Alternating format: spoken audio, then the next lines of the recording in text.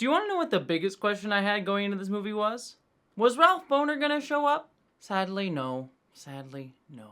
Hello, interwebs, and welcome to my review of Doctor Strange and the Multiverse of Madness, which, the fact that we're at the point in, like, geekdom at this point where that's an acceptable title for a movie makes me very pleased. Childhood Jessie is just grinning for joy at just the sheer madness of the title alone. But before I get into the actual review here, I'm just gonna let y'all know I'm going full spoilers for this one. So there's been enough spoiler-free reviews out there, you can go find them, and there's way too much that I need to talk about with this movie. So if you have not seen it, know I am going into full spoilers, just completely balls to the wall spoilers on this one. You have been warned. But that being said, getting into this movie, I have to say, I have such interestingly mixed feelings on this film because on one hand, I kind of adore this movie. This film is very much a Sam Raimi film. For some people, for worse. For me, definitely for the better. Like, I have not always, like, adored Sam Raimi's films. Like, Drag Me to Hell is another movie that I think a lot of people like that I'm sort of more mixed on with him. But I love his Evil Dead movies. The Spider-Man movies are some of my favorite superhero films to this day. And what I appreciated most about this is that while this does fit in that sort of Marvel style that we've come to expect, you can most certainly tell that this is a Sam Raimi movie, especially at certain points of the film. I love the, like, cheesy, like, over the top, like, very noticeable editing that he gets into, like the one moment where we see Wanda dreamwalking for the first time, and you get like these like crossfades and the circular things and the people like on, and Doctor Strange and Chavez on both sides of each other. That was wonderful. Like, I know a lot of people that'll be a love it or hate it sort of thing. I love that ridiculous cheesy nonsense. It worked for me. And then the horror aspect of it too, and you even get like the sort of like demon cam from his Evil Dead days as well for a hot second, when Wanda is taking over the other universe's Wanda. That whole sequence was great. And the other thing too that I liked about his style throughout this movie, and this is probably not a word that I think a lot of people will use to describe it, but it's one that I kept thinking about, is that it was understated in a lot of ways. Like, don't get me wrong, like, it's over the top, like, very noticeable style.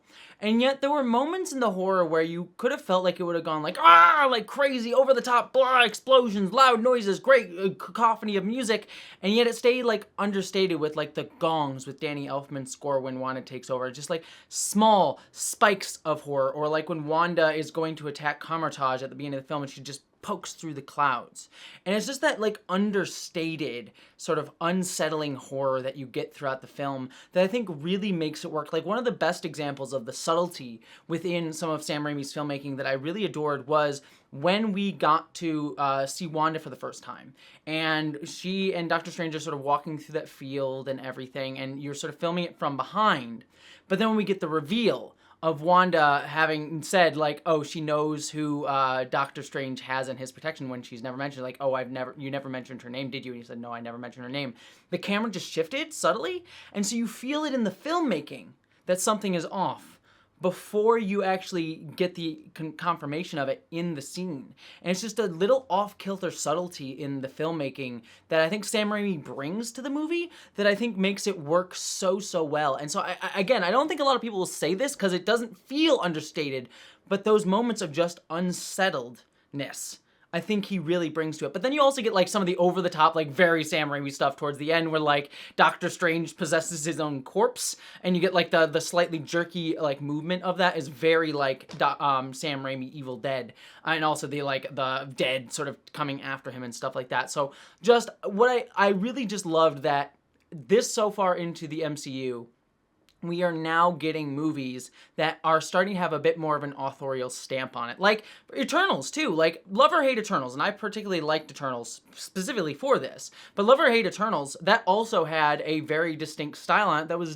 that stayed within the MCU, but also felt different. That really took from that director's style, and, like, she did a great job, in my opinion. But I like that the MCU is starting to branch out stylistically more, because that's something that in early Marvel, you know, you saw with Edgar Wright not getting to direct Ant-Man because of his want to have his own authorial style on that movie that you didn't get to see in early MCU. And so I'm liking that they're allowing that to evolve, especially here. And I think the other thing, too, that I loved about this movie is that it was also understated in the use of the multiverse. And I expected this to go balls to the wall crazy, like different multiverse, like jumping all the way through this, kind of like what we saw in a little bit of What If in the finale of that show. But it didn't do that, and it had a couple moments of that for sure, like when Doctor Strange and America are sort of shoving through the universe. But I appreciated that we only dealt with like 3 or 4 universes throughout all of this, and I appreciated that it managed to stay that restrained in a lot of that, even though there were some crazy moments and crazy reveals throughout this. So on all of those fronts, I adored it. And I'm going to have more praise in just a moment for this film. But I do need to, now that we kind of touched upon some of my biggest overall things, I do need to start talking a little bit about the negatives. And I think probably my biggest one has got to be the treatment of Wanda. I loved Wanda as a villain in this film.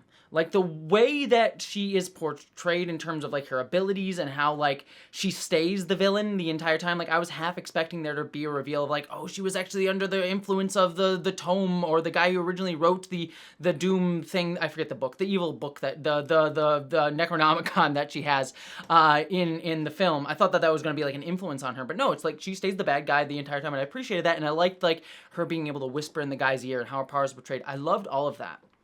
However, I am uncomfortable. Uncomfortable is the wrong reason. I just dislike her being the villain and the way she's portrayed in terms of her motivations for 2 reasons. The first is that after watching WandaVision, which I do like that WandaVision gets brought up a lot and is actually very directly an influence on this film. It wasn't just something like, oh, we can ignore it. It's like, no, there's a direct link between that show and here. And yes, if you haven't seen WandaVision, you can still enjoy the movie. But it definitely informs a lot of this take on the film in her characterization throughout it a lot. But even in that, after having WandaVision, going to see her in this movie be as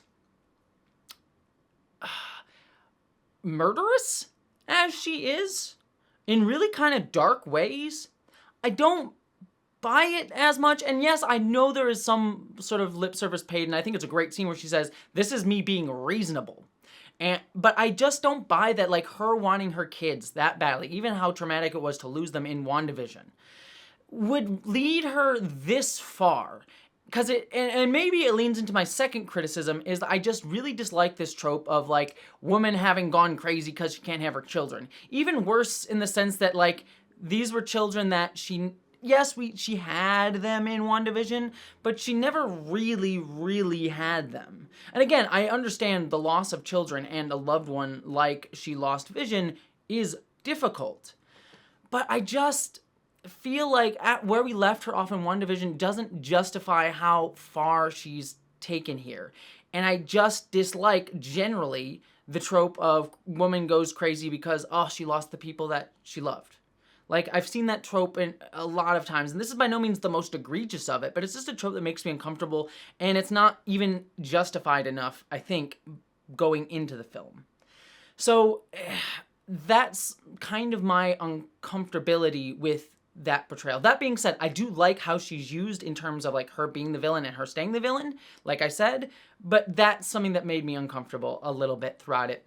But it also leads me to the second major criticism that I have of the film, is that Doctor Strange's arc in this one is a little less clear. Like, we keep having this stuff with Christine coming back and him being, like, having feelings for her and the other universe version of her. And I do also really like that him with Christine was not, ended up being romantic. Like, yes, it was him coming to terms with, like, he's not with her, but I really worried by the end of the film that this other universe Christine that we meet was going to, like, fall in love with him, and he's gonna get the girl from the other universe because he can't have her in our universe. And I worried that they were gonna kiss at the end when she held his face, but they don't. And I like that. That felt more mature to me than other superhero films, that it doesn't like go that route of having it be he gets the girl and he just gets her in another universe because he couldn't have the one in this one because he screwed it up so much. Like, no, he doesn't get her in any universe, but he's able to mature and move past that and come to terms with that. And they can still both respect each other as people, both in our universe and the one from the other universe, but understand that they're not right for each other. I thought that was great. But it does sort of feel ancillary to a lot of the stuff going on. In a lot of ways, the emotional crux of this is Wanda's, and I've already sort of stated my problems with that storyline to a degree. And so his feels a little ancillary, and it doesn't feel as strong. It's not bad. I'm not like saying it's, oh, this is terrible and they got it wrong. Like, I don't think that's the case. It wasn't as strongly a through line as I thought it would be, and not as enough as a direct sequel to the first Doctor Strange as I thought it was going to be. So I do think that it could have been a little bit tighter. But honestly, to be fair with you, and this is something I've said about all my reviews, I like messier films like this one than I do the more straightforward formulaic ones. Like, if this had been pressed into the normal Marvel movie mold that we've seen a bunch of times, I would have been much more down on it than I think I am, because this movie is taking risks. And I love a messier, riskier movie that this is over the same mold. So even if you could objectively say, like, a movie like Captain Marvel is better because it follows that same sort of mold, or even the original Doctor Strange sort of follows the Iron Man mold, I think I would say I would still prefer to watch this one, even if one's objectively better, because this one's messier, and messier to me is more interesting. Which is why I love art that way. That's the kind of art that's always why I say I would rather a messier, okay film than a perfectly done by the numbers good film. So I for all those things, I really loved it. But I'm sort of like dancing around the bush here, because there's obviously a lot of other stuff going on in this movie, namely around, well, before I get to the crazy stuff, Wong was also great. I love seeing him, and I like that we already saw this from Spider-Man, but I like that he got to be the Sorcerer Supreme in this movie, that it wasn't just like Doctor Strange, the white dude from the United States, getting to be the Sorcerer Supreme, that it was Wong from his own culture getting to be that, sort of fixing retroactively even some of the problems that we had with Doctor Strange, the Sorcerer Supreme in the first movie. So I did at least appreciate seeing that within this film. America Chavez, I liked her. I didn't love her. She seems like she'll be a great character going forward, and I love to see her evolve throughout the MCU. But in this film, she's good. She's not amazing.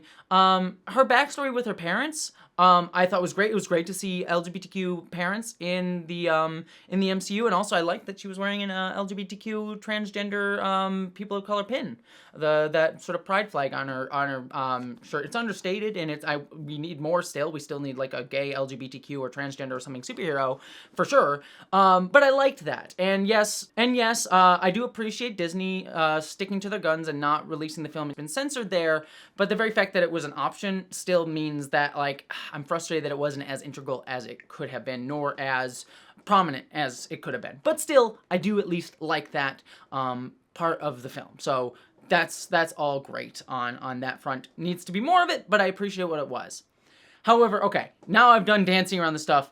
The universe where they go to and they meet in the Illuminati, that was absolutely wonderful. And yes, it was a lot of fan service, right to the point where they play the original X-Men animated theme right now when Professor X is coming out. I was like, oh god, really? That was a bit of like, okay, fan service, but fine. It might be the last time we get to see Patrick Stewart as Professor X. So, fine, go for it. I'm here for it. Even though I think his exit in Logan was better, I at least appreciate that the death of that Professor X in Logan is the one that we'd been following, and this is just another one. So I'm okay with that. And he was great in the few moments they had. The moment where he goes inside Wanda's mind, also a really cool moment. And I just Wanda wrecking house with all of the Illuminati was also cool to see. But speaking of the rest of the Illuminati, we got Captain Carter, which was also really cool. Probably not the same one from What If. Most certainly not the one from What If, but cool to see her. I loved that. We also got to see my boy Anson Mount back as Black Bolt, making use of I even forgot the name of the show because it was so bad. I watched it, and Immortals. I literally forgot because I blanked that whole show from my memory. Black Bolt from that show that we all collectively try to forget. Inhumans, there we go. But it was nice seeing him. So it's honestly, it's kind of funny to me that Patrick Stewart and Anson Mount both had episodes of Star Trek shows this week where they were the captains, and also got to be in this movie together. So, Anson Mount and Patrick Stewart are having a week, regardless of my thoughts on the end of Picard Season 2. Still having a week for both of them. So, nice to them. That was kind of fun. And then also, we got Reed Richards, played by John Krasinski.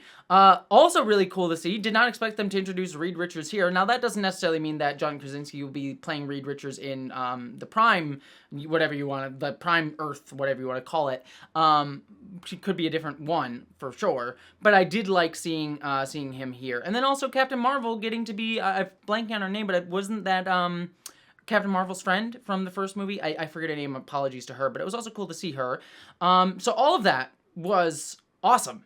Chiwetel Ejiofor is also pretty solid. I wish we had gotten to see more of his Prime Universe character, but I do like the implication that there was stuff that happened between Doctor Strange and Doctor Strange and the Multiverse of Madness, between those two movies that sort of happened in, because it has been a long time since then.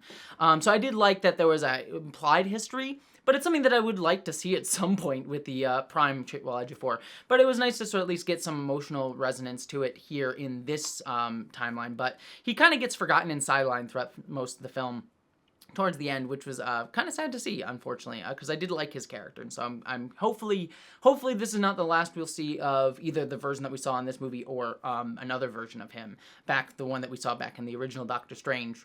So I think that's like all the major stuff. The battle with Wanda killing all of the Illuminati was also a lot of fun. So yeah, I think at the end of the day, I really enjoyed this movie. I have some major problems with it, mainly surrounding Wanda. But even then, I still find a lot to like in her portrayal within the film. But overall, I liked this movie being kind of messy. And is it my favorite MCU film? No. But I liked a lot of the style. Oh, also the music fight sequence between Doctor Strange and the other Doctor Strange. And I wonder if I don't think it's the same Doctor Strange from What If. But it might be. I'm not 100% sure on that. I think it might be. Well, either way, it worked really well. But I like the sort of musical battle between them. I like Danny Elfman's score, but I didn't love it either. I feel like Danny Elfman could have gone a bit more in certain moments, but otherwise, the horror vibe that he gave throughout it, I thought was really good. I did like moments of it, if not the entirety of it, so that worked for me.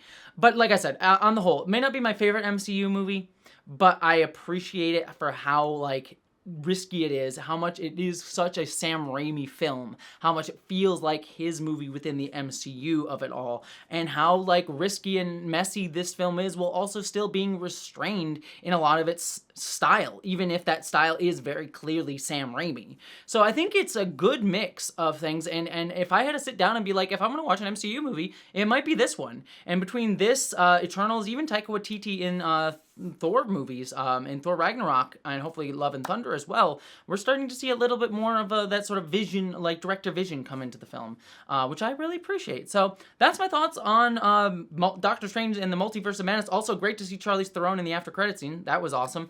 Love my Charlize Theron, so good to see her. But yeah, I liked it, but I'd love to hear all what you thought. Did you like Doctor Strange and the Multiverse of Madness? Let me know down in the comments below.